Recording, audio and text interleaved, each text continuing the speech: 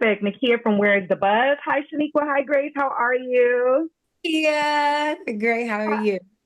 Good. Here we are, season three. It's the end of an amazing show. And then the people who I'm going to call my sisters, because I feel like I've gained four sisters.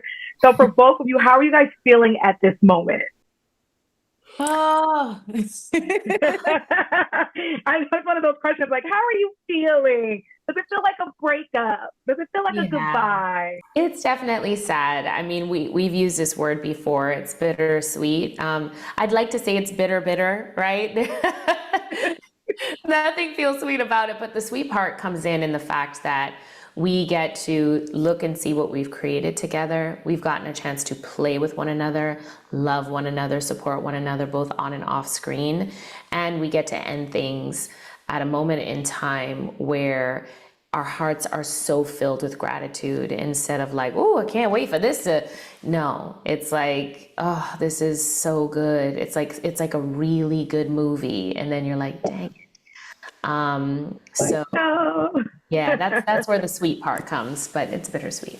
Yeah, Shaniqua, I can ask you because I know for me, not only just watching the show, but watching you four in real life, and I'll say five for Tyler, I can tell from the chemistry on screen and just watching you guys do the press tour, the chemistry is real and the relationships are real. And I think that's probably why it hurts a little bit more, at least for myself. I don't even work on the show, you guys actually do. So, Shaniqua, talk about the chemistry, and are you leaving with four new friends, a sisters, and a brother? yes, absolutely. I think it was just organic.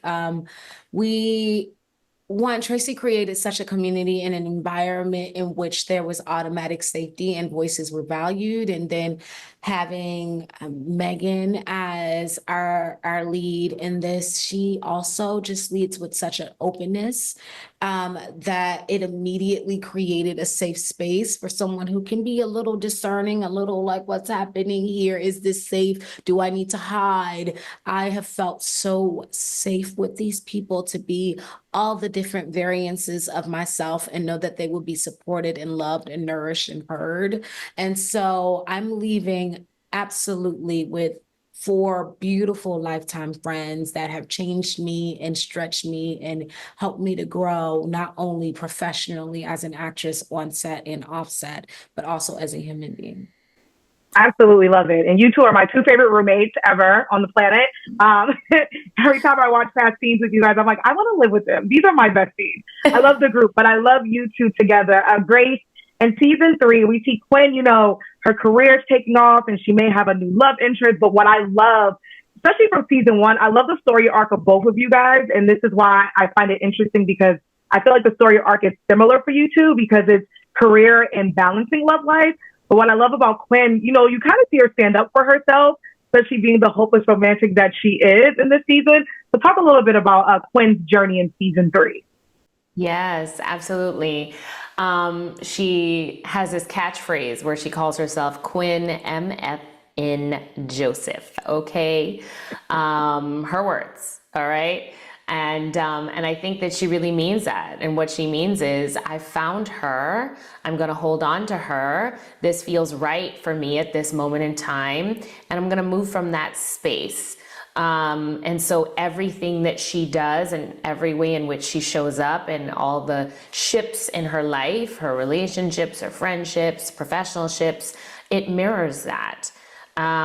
Even when she makes mistakes, she owns them in a different way. And then you get a chance to see how she handles those mistakes in this space as Quinn. So I think that there's going to be a lot to look forward to in season three with her arc. Absolutely loved it. I loved watching it. And Shaniqua, same thing for Angie. I relate so much, especially people in the art space where you have your career, it's booming, it's taking off, but you also have a relationship. And I know a lot of women, especially, we kind of struggle with that in any relationship, family, love, friendship, where you're like, my career is blooming and it's taking off, but I have love right here. What do I do with that? So speak a little bit about Angie's arc in season three. Yes, you see Angie finally reaping the benefits of her hard work and finding her voice and Some of the insecurities from previous seasons of having rejection in her career do manifest, but you see her balance her way through that while also learning how to balance this big, beautiful love that's shown its expression through a proposal and engagement, and how she navigates that with the time that's need to be spread with also being a career woman and a fiance and also a best friend and being of support and a daughter.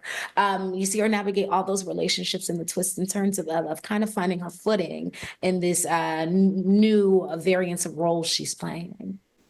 Absolutely loved it. I just loved watching this series. I love watching this season. Though it was bittersweet for me, I'm like, oh God, I want more. I want more. But I absolutely love it. Grace, for you, you know, we have some really great art, especially Black art, and we've had some amazing shows out there. But sometimes we get shows that kind of end on a note where you have no idea what happened to any of the people, and sometimes shows are pulled off and we have no idea. And I was talking to Tracy about how important it was and how great she is for ending it the way that she did. And I love everybody's ending. Why is it so important, especially for Black shows, to kind of get that closure, to kind of get that bow, to wrap it up, so that way we're not losing our minds 20 years later trying to figure out what happened? Yeah, because we see ourselves in them, right? And so it's like there's some level of representation that we have in these shows, right? And so it's either like us or someone we know or someone we're close to. And so I think those stories, we hold them in our hearts a little bit closer.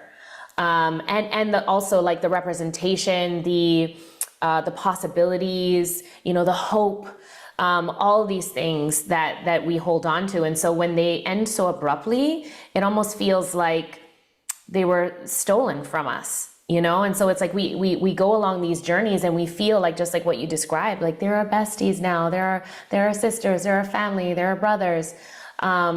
And then without a goodbye, it just feels very much like, wow, like we've opened our hearts to these parts of their stories, and we feel like we know them and they know us, and we're together in this. But without the closure, it just feels like these experiences are now ripped away from us, as opposed to coming to an ending that can make us feel like we're living life together in a way.